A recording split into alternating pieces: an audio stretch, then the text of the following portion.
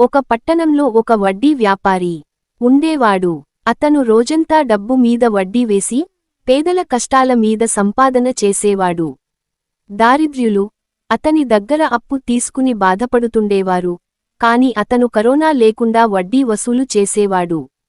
డబ్బులు తిరిగి ఇవ్వకపోతే వాళ్ళ ఆస్తి పత్రాలు ఇల్లు స్వాధీనం చేసుకునేవాడు. ఒక రోజు ఆ వ్యాపారి అనుకోకుండా మరణించాడు.